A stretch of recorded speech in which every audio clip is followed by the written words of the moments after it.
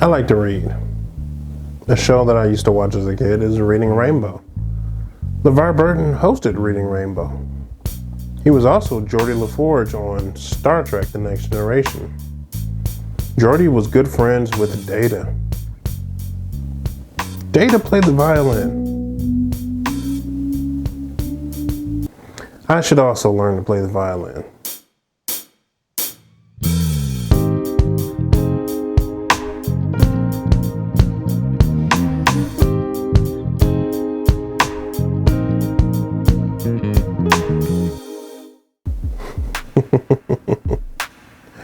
What's up, everyone? This is Jesse, the Fire String Fury. This will be take 4 of me trying to record this video today. So we're going to get right into it.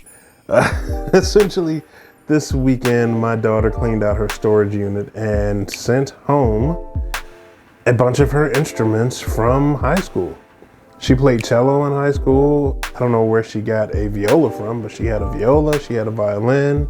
I got an acoustic guitar. And she sent it all home. So my house is now filled with acoustic instruments, in addition to all of the electric ones we had going on. I actually put together a nice little shot that I set up on Instagram, highlighting the clarinet, the ukulele, the acoustic guitar, the violin, the viola, the cello, the cajon I got for my birthday, and the kalimba I got from our trip to Disney last year, which we still need to finish that set of videos. That's still coming.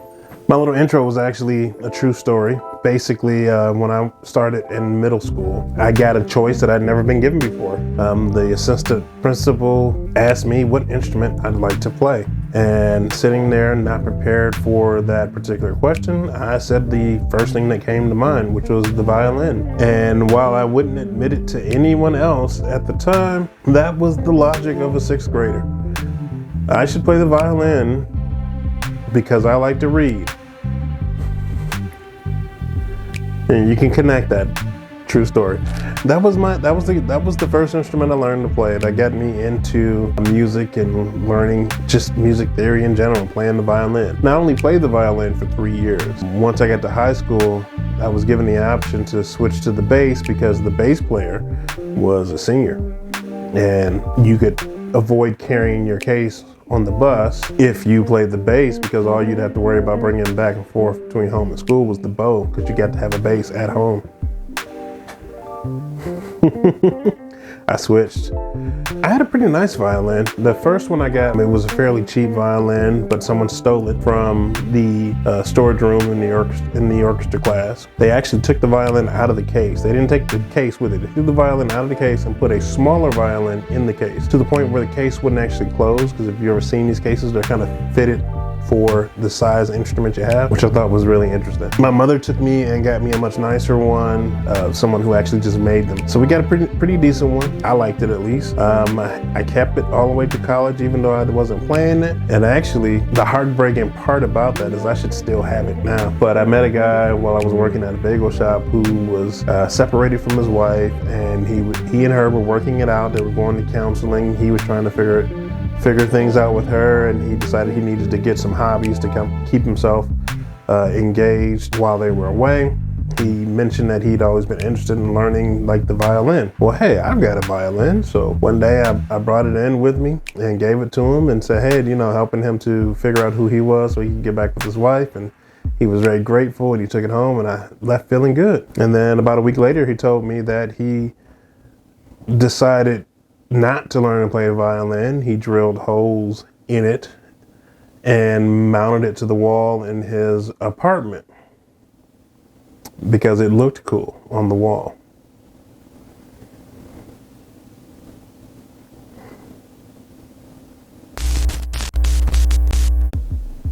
Anyway, so at this point, it's kind of interesting to have a violin in the house again, or anything from that family, the violin, viola, cello. I wasn't sure I had a viola now, but I went ahead and took that to Meyer Music. They already know who I am, and I know that they repair band and orchestra instruments. All right.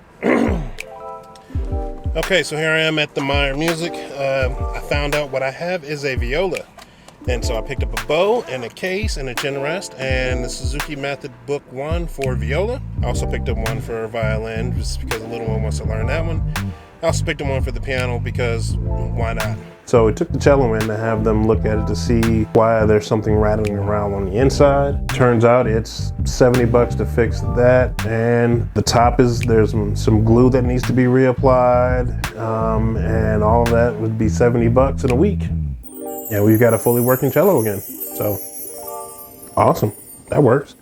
I picked up a bow and a case for the viola because that was a cardboard box. I'll show you some video clips from my many attempts to record this video today. And so I've got a new instrument in the house to learn. So while my son is learning the clarinet, my oldest is learning the ukulele, and my youngest apparently is interested in the violin, so more power to him, I figured I could learn a new instrument too and just add more tools to the repertoire. One thing I will confess, I probably would have stuck with the violin all through high school if I had seen Bad Snacks, because what she does with the violin and chill music is amazing, and that would have really kept me involved. So there'll be more coming on new instruments in the house and the things that we're doing with them and the things that we're learning. If you have any tips, I'd love to hear them in the comments. Any resources for learning the viola at, my age, that'd be awesome. Anyway, thanks for checking out the video. Please like, comment, and subscribe, and I will catch you in the next one. Wow.